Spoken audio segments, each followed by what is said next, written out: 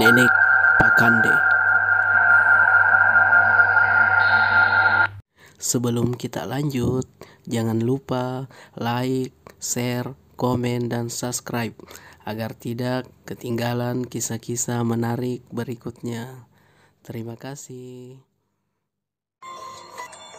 Nenek Pakande merupakan kisah mistis tentang seseorang nenek yang doyan memakan bayi dan juga anak-anak kecil. Dia disebut-sebut biasa berkeliaran di sekitar desa atau kampung. Sebenarnya, penampilan dari nenek tersebut biasa saja, sama seperti para perempuan tua lain yang memiliki kulit keriput dan juga rambut yang sudah beruban.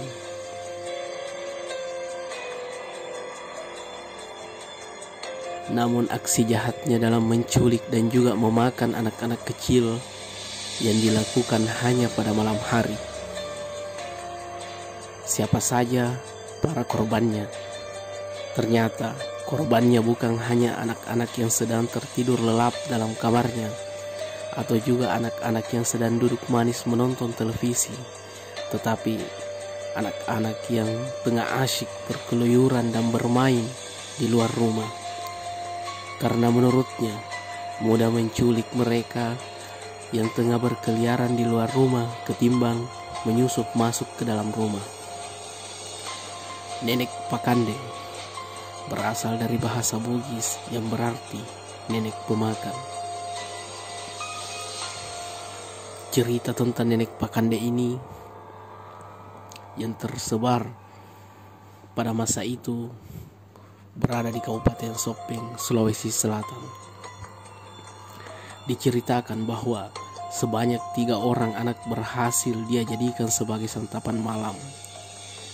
Dan akhirnya kejahatan dari nenek Pakande ini perlahan mulai ketahuan. Masyarakat menaruh rasa curiga pada nenek Pakande karena kejadian kehilangan itu mulai terjadi sejak nenek ini datang. Namun bagaimana caranya untuk menghentikan aksinya?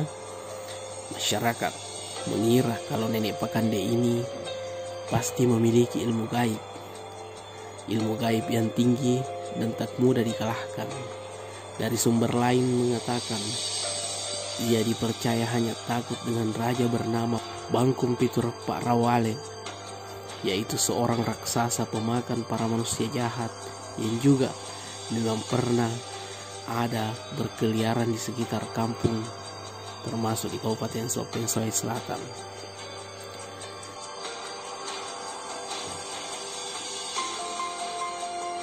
Sebut saja namanya Labeddu, seorang pemuda yang berada di sekitar yang dikenal dengan kecerdikannya, memiliki ide menanggapi nenek Pakande. Ia meminta agar disiapkan seekor kura-kura, belut, salaga dan juga kulit rebung kering, ember berisi busa sabun, serta sebuah batu besar. Warga awalnya hanya menganggap Labeddu cuma sumbar.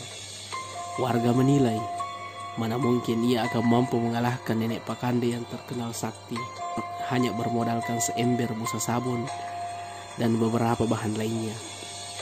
Namun Labeddu dapat meyakinkan masyarakat saat itu. Warga kemudian menyiapkan sebuah pancingan. Seorang bayi yang lucu, bayi yang montok tersebut tak dibiarkan berada di luar, tetapi disimpan dalam sebuah rumah sendirian yang pintunya terbuka. Nenek Pakande ternyata berhasil terpancing.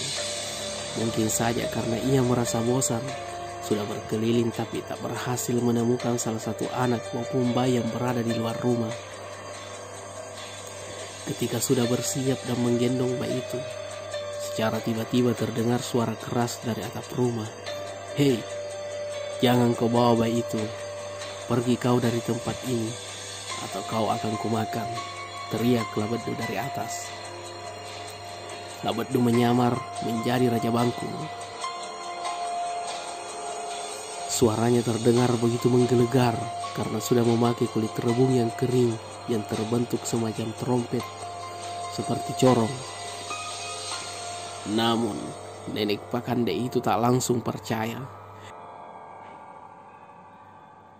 Dia yakin dia hanya seseorang yang sedang berpura-pura menyamar menyerupai Raja Bangkung.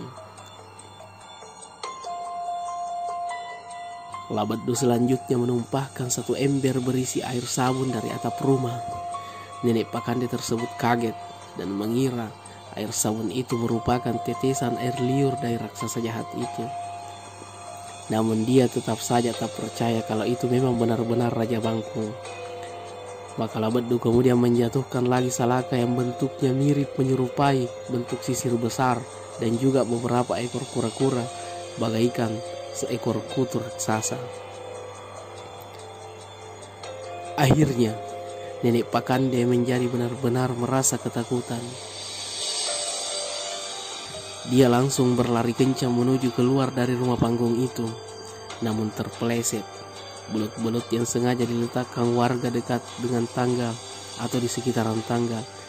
Nenek Pakande langsung terjatuh dan terguling-guling ke tanah, dan kepalanya pun terbentur di batu besar yang sudah disiapkan. Namun dia tetap tak mau menyerah begitu saja. Ia berdiri dengan terhuyung-huyung. Nenek Pakande mengucapkan sumpah, "Suatu hari saya pasti akan kembali lagi, dan akan saya pantau semua anak-anak kalian dari kejauhan menggunakan cahaya bulan." Dia juga kemudian berteriak mengancam, "Saya pasti akan memakan anak-anak kalian yang masih saja berkeliaran di luar rumah pada saat malam hari." Dan kemudian Nenek Pakande itu pergi meninggalkan kampung, dan entah akan kembali atau tidak, dengan luka di tubuhnya akibat terjatuh. Itulah kisah Nenek Pakande yang berasal dari Tanah Bugis. Konon setelah kisah tersebut beliau tidak pernah muncul lagi, dan kini menjadi cerita dari orang tua kita dahulu bahwa anak-anak dilarang bermain pada saat menjelang maghrib, karena bisa saja Nenek Pakande akan datang mengincar mereka. Namun untuk menjaga diri dari hal-hal gaib atau makhluk-makhluk astral, kita hanya menyerahkan kepada Tuhan yang Maha Kuasa, karena hanya Dialah yang mengetahui perkara gaib. Sekian kisah dari saya. Jangan lupa like, komen, share, dan juga subscribe. Sekian dan terima kasih. Akhirul kalam. Assalamualaikum warahmatullahi wabarakatuh.